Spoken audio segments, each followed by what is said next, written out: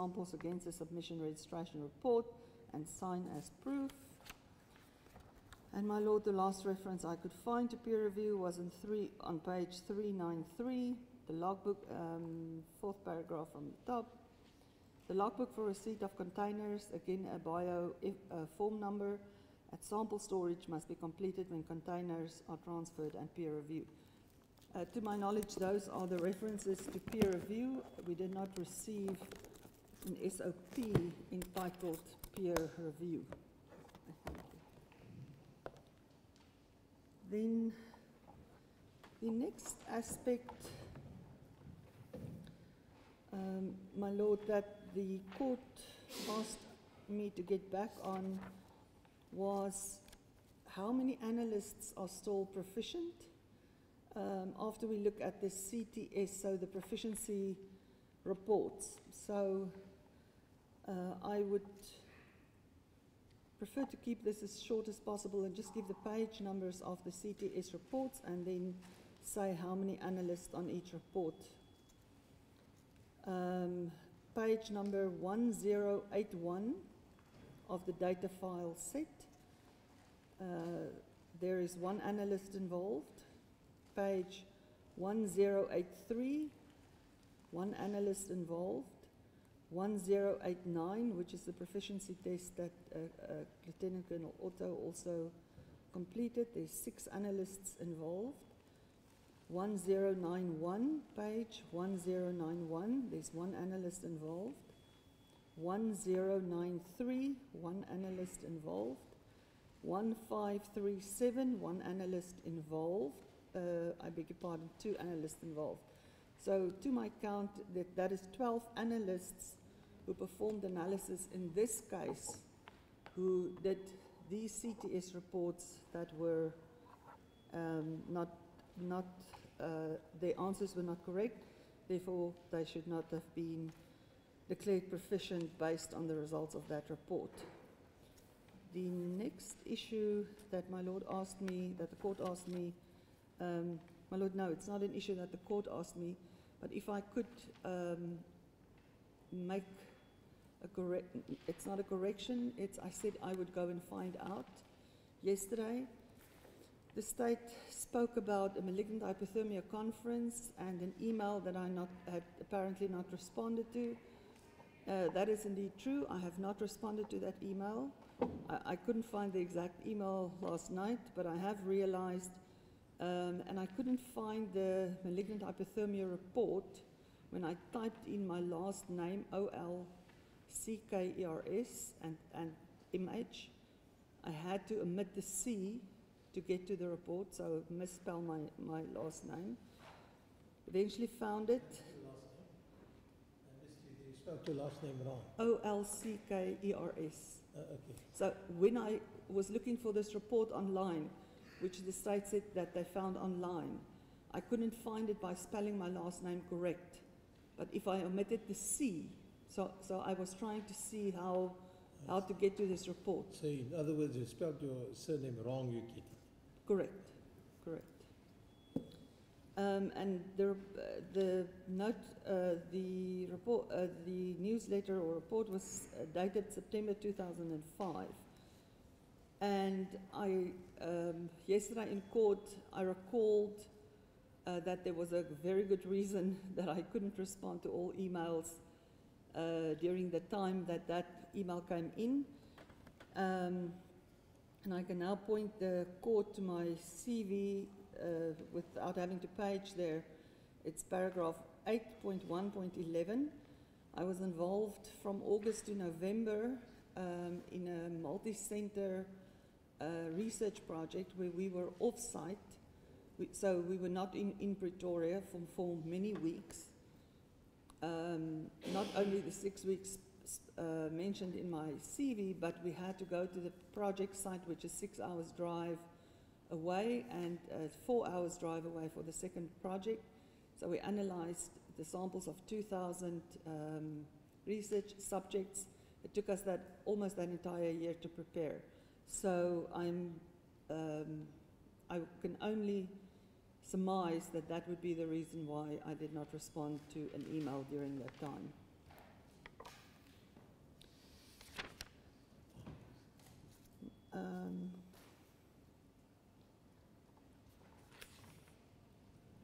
Lord, I'm just verifying that that was all that I had to get back to the court on. If the court would just give me a moment to verify that.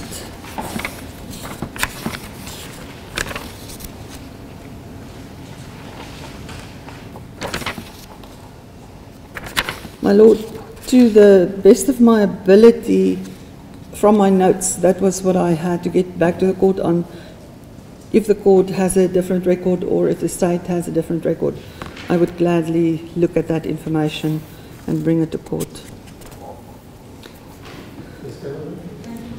My Lord, I apologize. There is one thing that just caught my attention. The state yesterday took issue with the fact that I submitted my report and it was only dated on the 6th of October, which is correct, the Friday before we came to court. And my Lord had asked me whether there was a separate report that I had compiled prior to listening to the evidence of Lieutenant Colonel Otto. My Lord, it was not a report that I compiled to submit to court. It was a report to brief the defense counsel on the aspects that we found that, to our knowledge, should be addressed because they were contrary to either 17025 or the SOPs that we received. If my recollection is correct, the court then asked whether that report is in front of the court, and my answer is no, that report is not in front of the court. The point I'm making, my Lord, is if I had answered no, it meant that I did not have a report before that time. I did submit such a report. Yes, well, but you're not such a supposed summary. to anticipate. Suppose just answer your questions as a professional. Not anticipate an answer or anticipate a response. My Lord, I agree. I have to just answer it as a professional. Yes. I just want to be as clear as possible to the court. Yes, I can accept that, but the point we made yesterday was simply this, that you did not see the records and then draw a report. What you did was you sat here through the evidence of AUKUS, poked holes in the evidence where you could, and drafted the report. My Lord, the report, the summary that went to the defense counsel was done before I listened to that, to the evidence. You gave them a guide to cross-examination. The report that I submitted to court contains some of those aspects, and then I did quote Colonel Otto also. So yes, this was drafted after I'd listened to her. Ms. Galloway, please proceed with the cross-examination. Dr. Walters, you've now testified and you will work through your discovery timeline document handed in as Exhibit EE10 the agenda later today. Firstly, you testified yesterday and confirmed that the documents requested from the laboratory actually consist of two parts, so to speak, two categories of documents. The first one is the paper trail, which I might say, I think that is my wording of it, but the sample status reports, all the documentation from the laboratory confirming their processes, the actual work that they did on the samples. And then the second part is the SOPs, the manual against which you test the paper trail. Is that correct? Yes, my Lord, we received the paper trail, as I outlined in the document, and the SOPs. I already had a copy of 17025. And these documents would enable you then, Dr. August, as an independent person, to verify the processes that the laboratories follow. Is that correct?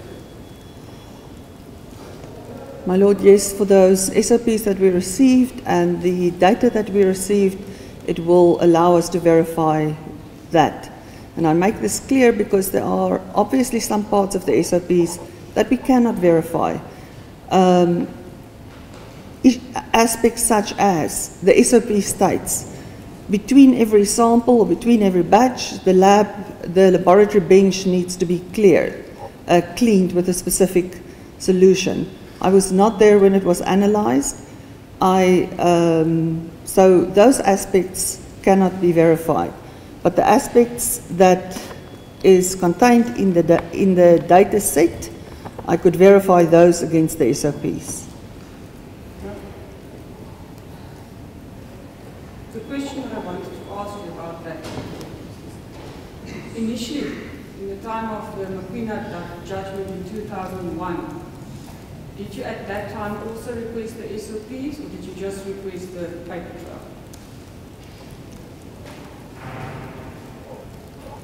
My Lord, I will have to verify that in my records. Maybe I can help you in that regard, Dr. August. You quote the judgment in your CV as well. It's an unreported case with an appeal in this division by Honourable Mrs. Justice Ali. State versus Rapokhadi.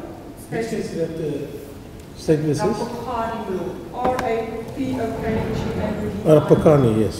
Whose judgment was that? Judge Ali. Judge? Ali. Ali. It was case number 36 of 2010. It's unreported. It was delivered on the 24th of February 2012. In that specific case, the learned judge found that you wanted to criticize the FSL for not following the SOPs without making sure what the SOPs are. And from that, I confess, I inferred that you only asked for the paper trail, not the SOPs. And then after Rapokhadi, you now ask for both the paper trail and the SOPs. My Lord, if I may just refer to one page of my own CV to just get the dates correct.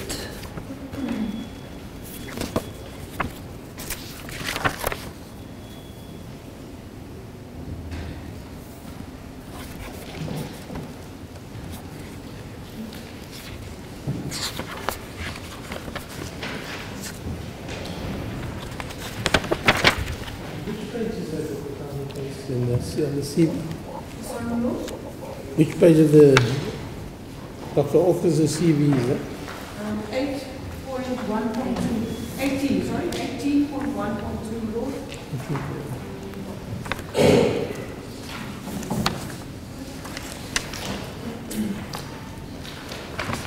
Okay. My Lord, that case was in 2010. The case just below it was in 2001 and 2002. There I know that we requested SOPs. I cannot recall for State versus Makwina and Rapokhadi if the judge indicated that I did not have the SOPs, then that may be so. I definitely did have a copy of 17025.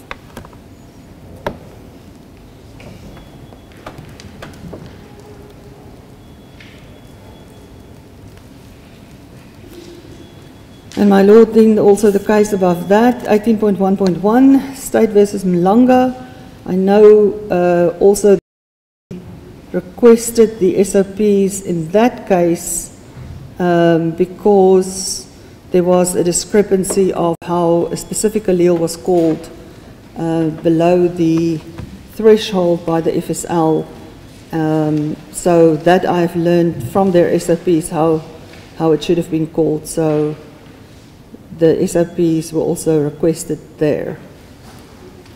The trial was in actual fact, Rapokhadi was in actual fact in May 2009, but this is the appeal judgment, which was the judgment delivered 24th of February 2012, where I quote from page 8, Lord, I will make a copy of the judgment available to the court. Page 8 of the judgment, paragraph 18, and then the judge said, Dr. August also questioned the operating procedures followed by Colonel Otto without first establishing what the standard operating procedures were.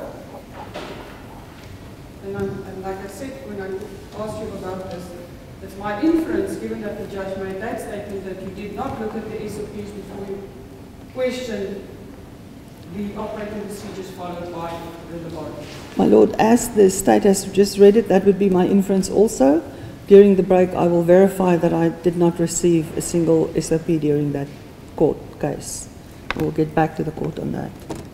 But that is also my inference as the state reads it. You asked for more discovery of documents.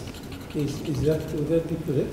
Yes, indeed, my Lord. As the reason for that would be at one level, at the scientific level, probably to challenge the scientific correctness, but to put it more crassly, on the other hand, to see how many holes you could poke in the state's case. My Lord, That's putting it rather crassly, but forgive me for my working class mannerism there. I agree with your Lordship's statement. What I want to say is science, these methods change over time. So for instance, in the State versus McKenna and Mokotedi case, different technology was used. It was also DNA results. Then in State versus Parker was the first time that STR results were used, although it was... State versus Parker, you merely advised the council. The case was an appeal. My Lord, I apologize, I couldn't get... State versus Parker was a case on appeal. Correct. You advised council when the case had already been completed. Correct. The evidence had already Correct. been completed. Correct. So I understood that from your evidence. Correct. As far as I can recall, so you didn't request anything in State versus Parker. You had the record. We requested electropherograms after on the appeal. My Lord, it was during this case, within a case, I think it's called, that we requested, and I can verify also exactly what we requested. I remember the advocate being Advocate Philip Igo, and I did send him a document of information because the state at that point brought new evidence, so STR evidence to court. Correct, correct. It was the first time actually, my Lord, that STR evidence was used in a court case, as far as I can have been informed. If I can maybe interrupt you while you're talking about State versus Parker, Dr. Officer, if you maybe can provide us with the case number. You mentioned there's a full bench appeal in this division. We were unable, we could find all the other judgment we quote from this division, but we could not find State versus Parker. Maybe if you give us a case number, we can trace it. My Lord, I will do my utmost best, and I can only say that since I cannot speak to counsel, I will call Advocate Igo and see if I could get that reference from him. Dr. Walker speaks to counsel. Most people in that case have died there. This is your phone at the Philip Igo directly, not me. I don't know anything about the case. But one of the judges in that case died, and correct. Lang David de Villiers was counsel. Yes. My Lord, I'm just making a note that I should get One back. has survived to be an acting judge. Attorney Parker was in that case. I'm sorry, I didn't want to interrupt your answer, Dr. Walker. Answer what you wanted about that aspect? My Lordship asked whether, as time progressed, whether more and more documentation is requested. So yes, every time there's new technology, so for instance, and I do not have the date in my head, but the FSL changed over from a different method of measuring how much DNA they have to the qPCR process.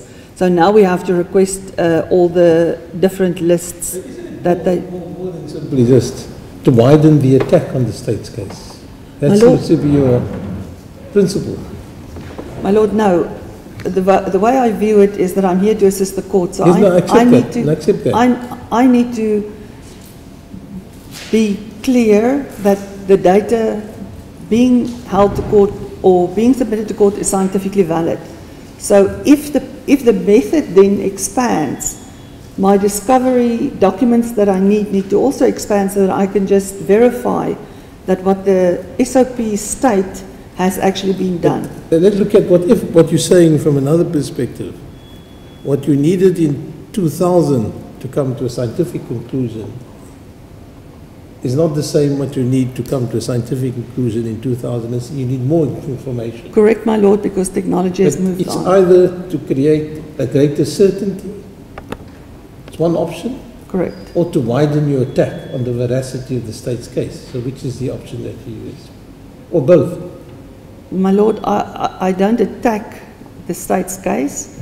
My job is to widen the challenge, to create to create scientific certainty, and unfortunately, as the process expands, the documents that are generated also expands. But why would it be different in 2000, and you need a greater amount of information in 2017 for greater scientific certainty? My lord, the scientific certainty remains either certain or not, but it is the type of method that is used that requires either more information or less information. What is the more likely conclusion?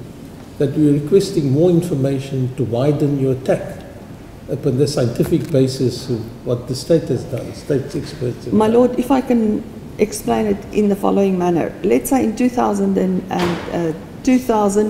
there were a simple process in place consisting of 5 aspects. And now there's a system in place consisting of 15 aspects. If I have to be scientifically sure that it is scientifically valid, I will have to cover all 5 aspects, and then I'll have to cover all 15 aspects currently. So as all of us, as technology improves over time, as we learn more about aspects where forensics sometimes falter. Internationally, we talk about these aspects. We make sure that we not only look at SOPs, but we also look at 17025. So for instance, So look at SOPs, you look at, you use the word I missed it. So we not only look at the SOPs, we also look at 17025. So this is now the ISO guide 17025. Okay. Sorry. So in the beginning, I didn't ask a laboratory, tell me what all the standards are that you adhere to. Now I realize that's critical. I cannot only look at their SOPs because we've all learned over the past 20 years that that is not sufficient. You have to ask the laboratory. I cannot assume what standard they used. In the past, the same laboratory used, for instance, a standard they no longer use. It's the NRC guideline of 1996. They now say, Lieutenant Colonel Otto testified they only use it now for statistics. In the past, they adhered to the entire standard. So in each case, now my list becomes longer because I have to ask, please can you tell me what standard you use? The lab has 3 processes in place, manual, semi-automated as far as I know, and automated, I'm not sure that they have an automated system anymore. So now I have to ask, please tell me which of these processes you use, otherwise I'm requesting SOPs for a system that is not being used. Dr. August, to add to that is exactly why I made the inference from Rapahari's case, is your answer would have been valid with all due respect had you only asked the paper trail. That is the scientific part of the laboratory's operation. That is what you as a DNA expert can use to see whether they have valid conclusions, whether they did a proper analysis, whether they got the alleles right, whether they got the EPGs right, whether the interpretation is correct. That is the data that Colonel Otto used to prepare a report. But then after Rapahari, and I presume from being criticized that you criticize the way in which the laboratory work and you don't know what the SOPs are, now all of a sudden you ask the SOPs. The SOPs has got nothing to do with the science behind the DNA analysis. My lord, to just confirm that I have asked for SOPs before the 2010 date of Rapugadi. During the break, my Lord, I will go and make sure what exactly I requested during the Rapugadi case. And I will make sure of that. And if I understand the question of the state correctly, and if the state can just confirm this to me so that I answer it correctly, is that the only thing I will need to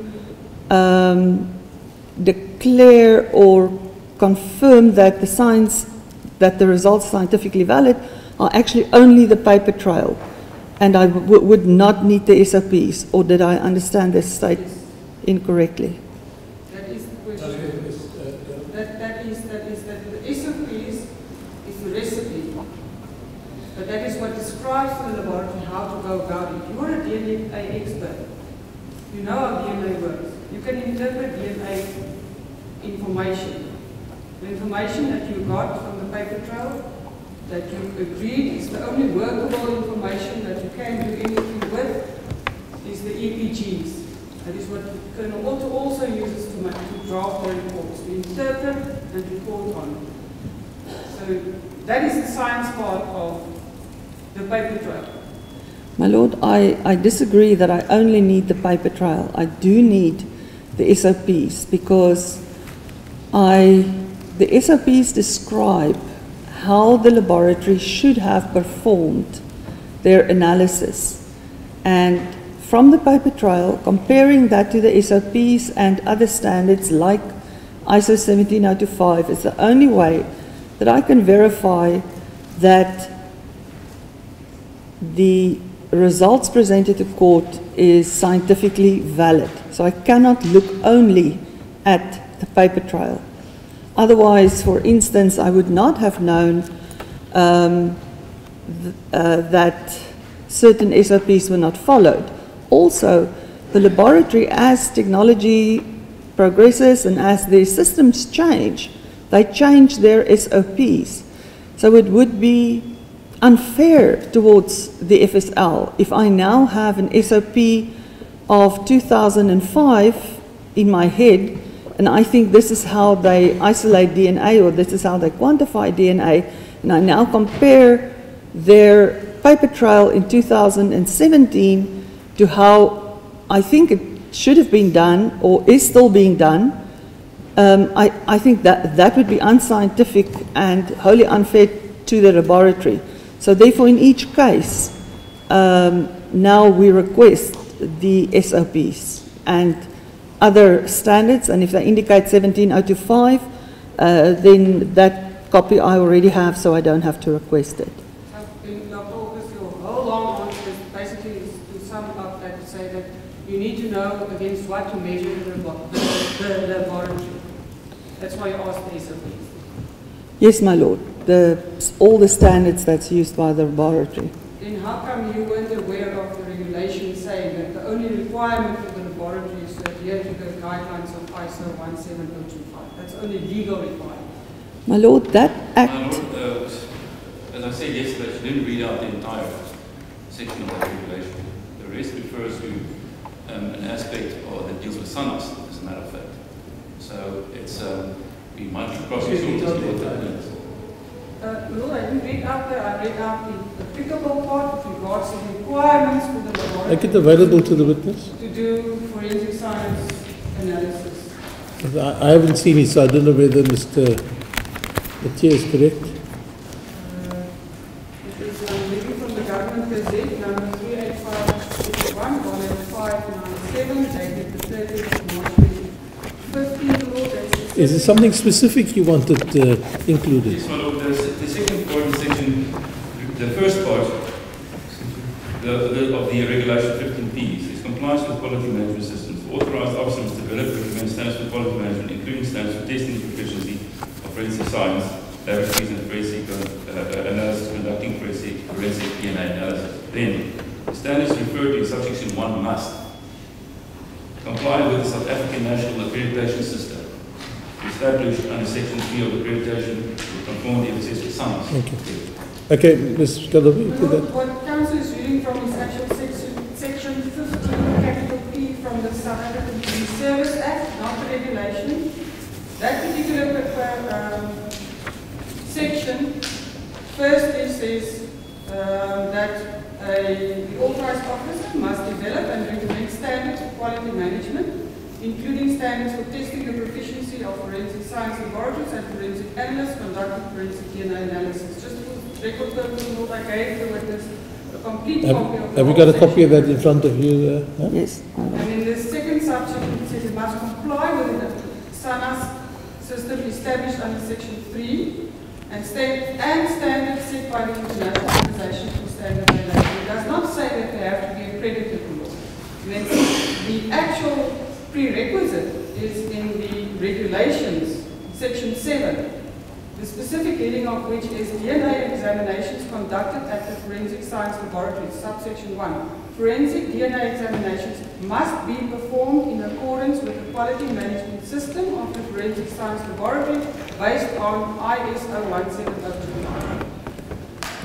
That is the witness said she wasn't aware of the law. My Lord, if I may address, yes, yesterday I said I wasn't aware of it. I have now read through it, and this regulation follows the DNA Act as we refer to it in short. Well, yesterday's answer corrected, you weren't aware of. My Lord, if I may just answer. So when I realized that it was the regulation to the DNA Act, when I went back in my memory, I realized that at the time when it came out, obviously I read through it. So it slipped my mind, and I could not recall yesterday that it specifically mentioned 17025. I'm not unaware of the Act. I just do not have to. the... Mind means you weren't aware of it yesterday, but now that your memory is refreshed, you're aware of it. That 17025 is mentioned in it, my Lord. This Act regulates how the forensic DNA database should be dealt with. Ms. Galloway? That is operated by the FSL. Moving on, Dr. August.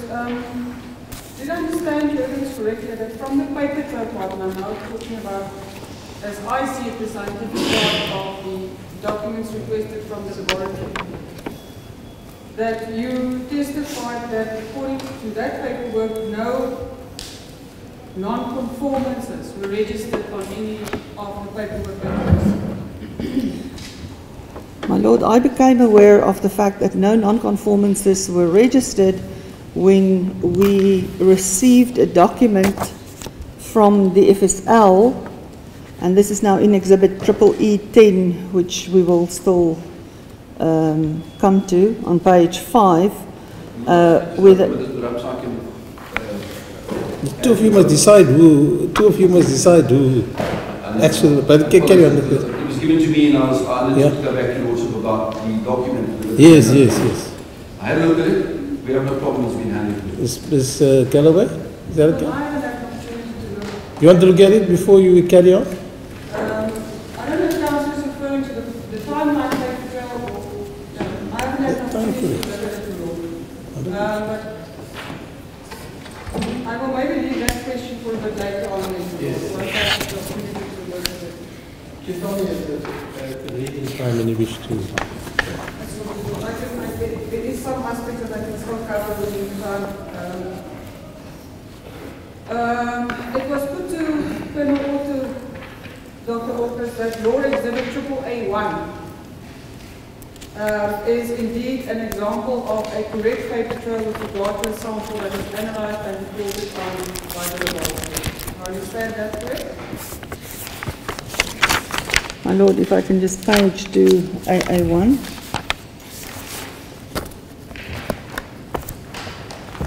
And if I recall, it was a set,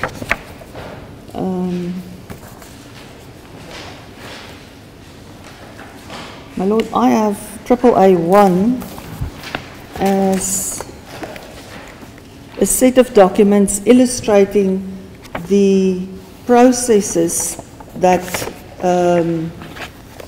happens in the forensic science laboratory, according or highlighted in EEE1. So it's merely the forms and the forms that will be generated with each of these processes. As I understood, when this document was handed to Colonel Otto, she was asked to look at it and it was put to her that this is an example of the total paper trail of a sample analyzed by the laboratory, and this is one that is correctly documented. Do you agree with that or not? My Lord, I cannot recall that exact statement from testimony. I unfortunately don't have a transcript in front of me. Let's move on from the documents and the Dr. Authors.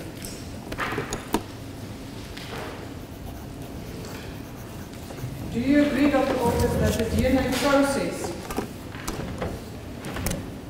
it is not separate events but an integrated process from the moment that an exhibit is submitted at the laboratory and it is prepared until you get the eventual report by Colonel Otto? It is an integrated process. My Lord, it is a process where one step follows on the other. So I don't understand. Indeed, like if I can expand to you on that regard, Dr. Authors, if you don't have the one process follow the other, you will not get any result at the end. There will be nothing for Colonel Otto to analyze. My Lord, if a process is skipped, then indeed you will get a result that you cannot use because it will be either no DNA or it will fall out there. There was another part to the question by the state, if it could just be, the full question just be repeated to me. My Lord, the process of the laboratory is an integrated process. So from the time that the sample, an exhibit is handed into the laboratory, the exhibit is received and prepared until the time when Colonel Otto reports, she interprets the DNA results and she reports thereon. It's an integrated process, like you said. The one process follows the other. My Lord, yes, the one process follows the other, and I now realize why I wanted to clarify the word integrated, because when Lieutenant Colonel Otto testified, to the best of my knowledge, she said the Quality Management Office is not actually part of their laboratory, if my memory serves me correctly. At another point, she said our Quality Management Office. So I would see the Quality Management Office as being a part of this entire process to ensure the quality. So that was the only distinction I wanted to make. I'm not talking about the laboratory, I'm talking about the DNA process, the scientific analysis, or the process, the scientific process that must be followed to achieve a DNA result, to achieve something that you can interpret a report on. That is an integrated process. My Lord, it's an integrated process with a quality system also integrated into it. That is why you say because one SOP somewhere hasn't been complied with, the results are scientifically invalid. My Lord, if I may, that is true.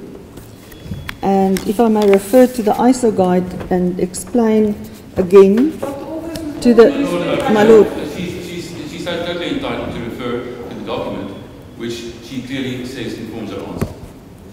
No, the witness has already answered the question. She said, I agree. That is all that I asked. I don't want her to explain the whole process again. She has done so. Colonel Otto has done so. I'm merely asking the witness, do you agree that the reason you say the process is an integrated process, that is why you say at the end, because one SOP wasn't complied with, the results are scientifically invalid. That is the only question.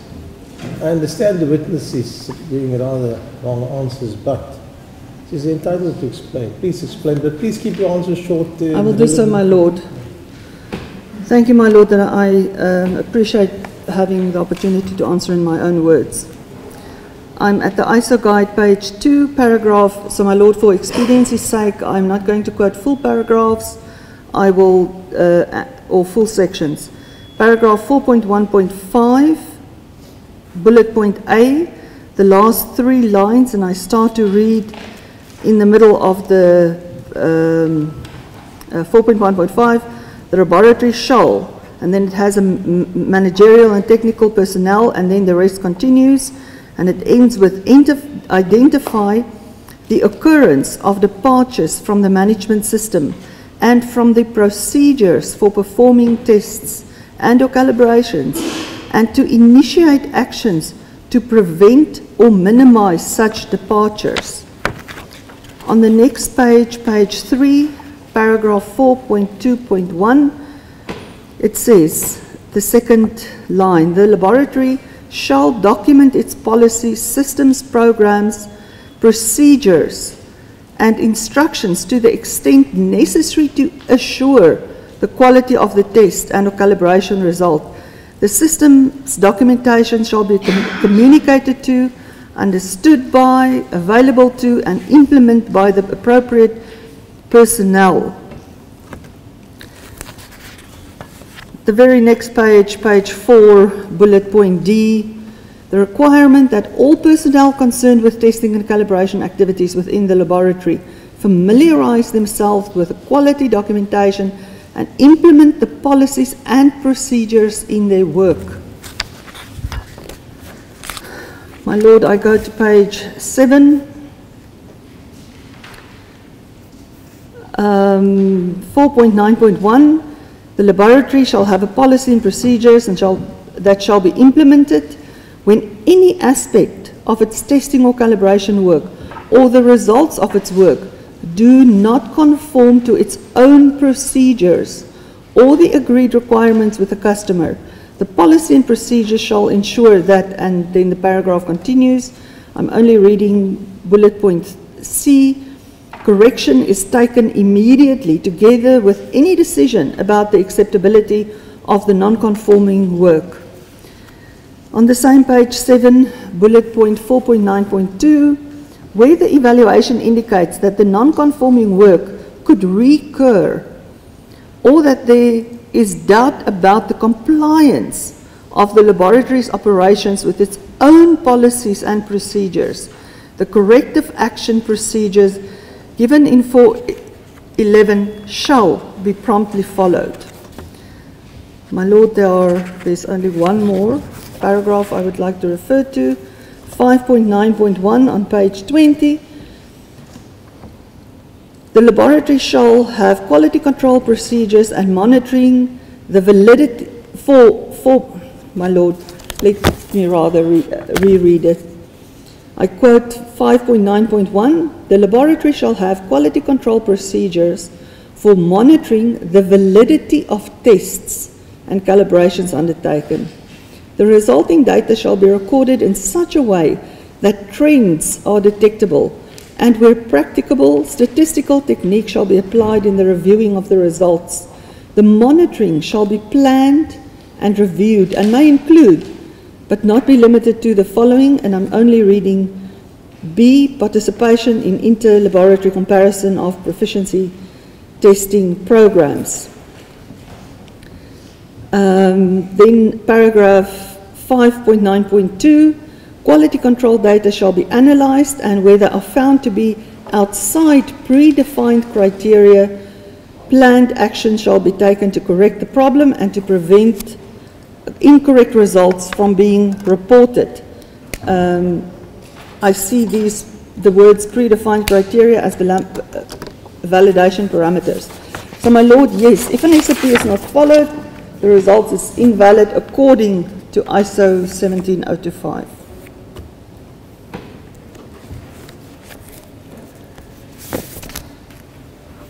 Is that your answer? Correct. Ms. Galloway? Thank you. Now, building on that process of the authors, if somebody wanted to deliberately contaminate a specific sample after it having been received at the laboratory, that would mean, given the system in place, that they would have to co-opt the whole laboratory, everybody who is who works with that sample. Everybody has to work along. And also you need to have the computer system that does the actual analysis. If you want to deliberately contaminate the sample, given all the quality control and measures in place.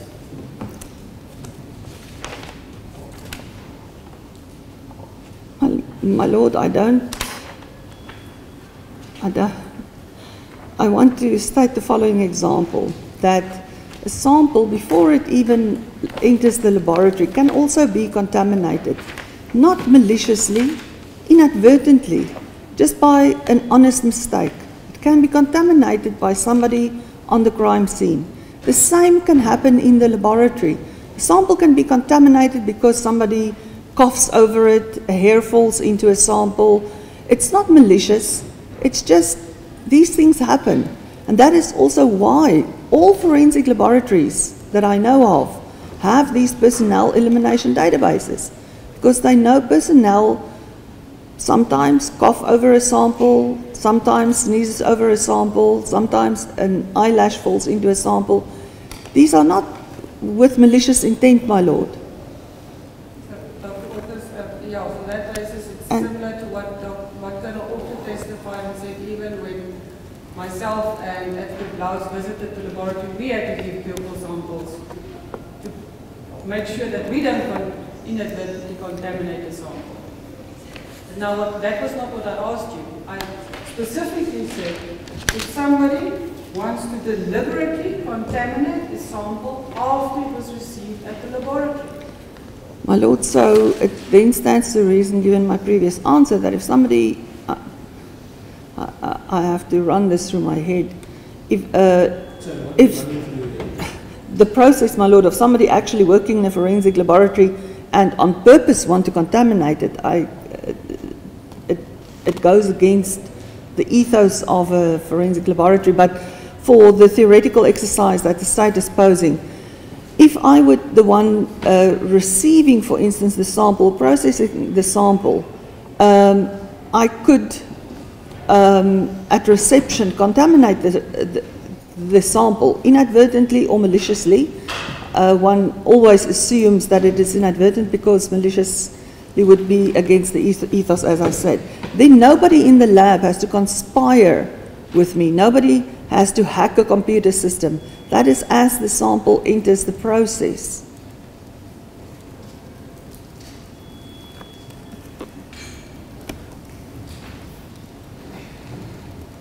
Now, you also testified earlier, Dr. August, to understand. Repeat the question again. No, I'm satisfied with the answer, Lord, unless there's something the court wants to. No, please. I just thought you hadn't answered your question. No, she answered my question. She answered. We'll get back to that later. Okay. You also testified earlier, Dr. August, that a laboratory, any laboratory, can do their own validations with regard to the processes that they follow. Is that correct? My Lord, I apologize any laboratory who starts using a new technique must validate that technique for their own environment. And as I understand your evidence, you said the validation data that the laboratory is obliged to perform is then in actual fact encapsulated in the SOPs, which then leads to the fact that when the SOPs are followed, it means that analysts work within the parameters of the process, and this then validates the results. This is how I remember you putting it. My Lord, yes, the validation data, as far as I am aware, is encapsulated in the SOPs, and should the SOPs be followed, where they are followed, that means the data is valid. So, then Colonel Otto's evidence regarding the following scenarios, with the proviso that the SOPs are followed, Colonel Otto said she knows the SOPs are followed even though she is not present when the analysis is done, because the SOPs have these controls and checks in place, the quality management system. And there's also a final quality control, and if that comment says accept the result, it means the sample has passed all the quality controls and she can accept the SOPs were followed, and she can then use those results and report on it.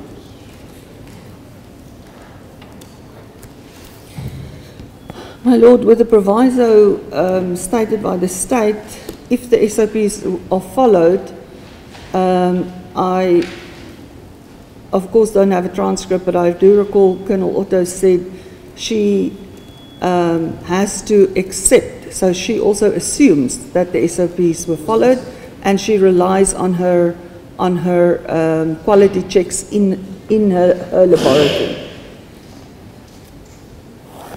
That is also how I recall, or that is how I recall her testimony.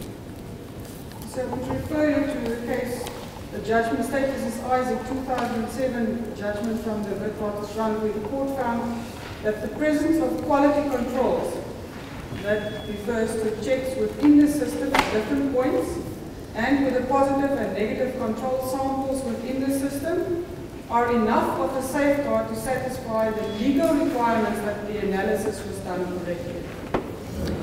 My Lord, with respect, I'm not a legal scholar. I have not seen this state versus... This is part of argument. Honestly, you have to go look exactly what that case is, what context it was, etc. This is for her to say that this is a full conclusion in respect of all legal test cases of DNA, I doubt. Thank you. My Lord, the only statement that I made to the witness is, given that the witness has also conceded that Colonel Otto accepts the results, providing that the SOPs were followed, I'm merely informing the witness that this is what the legal requirements also says in this specific judgment. What is her comment? Would she agree? She is a DNA expert, Lord, but I will leave it for argument. I've made my point. My Lord, again, if we have to start quoting a list of cases dealing with the DNA and what was found wrong in cases where different FSL personnel testified, we are going to get into a very long argument. Yes, thank you. But the last question is perfectly valid.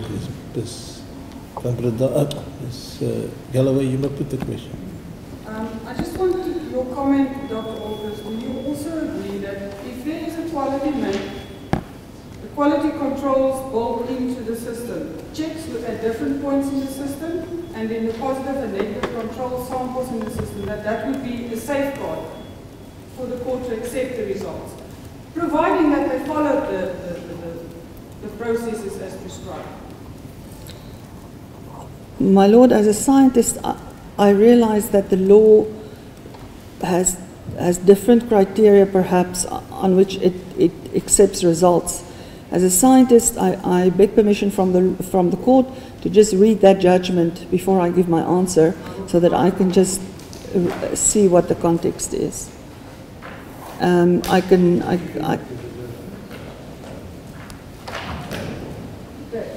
Following on that, Dr. to read the judgment. Lord? You want to give it the judgment? I will give it, it's quite a lengthy judgment, Lord, but Lord, can we just also have a copy? Yes. I will make Let's be a good time to adjourn. Maybe, my Lord. Put the judgment. All right.